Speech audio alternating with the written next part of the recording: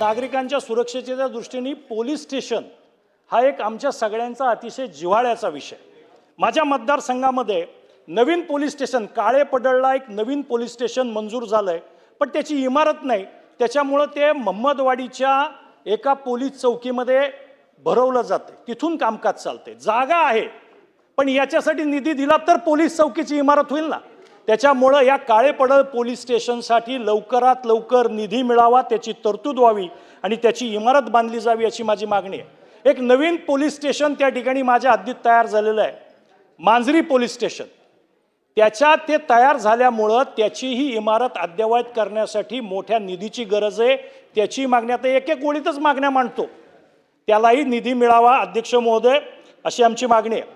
17.5 नळी हा माझ्या जो मतदारसंघातला भाग आहे, तिथे एक नवीन पोलीस चौकी होणं गरजेचं आहे।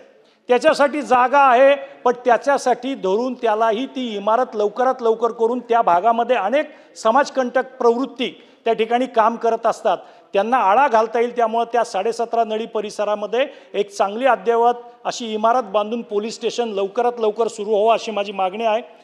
दुसरी एक प्रकार सुरू झाला आहे शहरामध्ये अध्यक्ष महोदय, हे पोलीस अधिकारी रात्रंदिवस ड्युटी करत असतात, त्यांना आता इमारती बांधायला पैसे नाहीत म्हणून पत्र्याच्या खोक्यामध्ये, ज्याला मराठीमध्ये पत्र्याचं खोकं आणि इंग्लिशमध्ये त्याला कंटेनर म्हणतात, त्या कंटेनरमध्ये त्यांना बसवतात।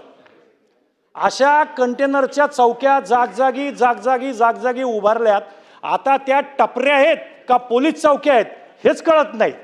त्याच्यामुळं या सगळ्या शहरामध्ये ती बाबा टेम्पररी बांधलेली पोलीस चौकी 1 वर्षाच्या पुरती असावी। त्याच्यामुळं माझ्या मतदारसंघामध्ये सुरक्षानगर वैदवाडी असेल, त्याच्यानंतर माळवाडीच्या इथं एक विठ्ठल तुपे नाट्यगृहाच्या शेजारी असेल, अशा ठिकाणी पैसे मिळले पाहिजे।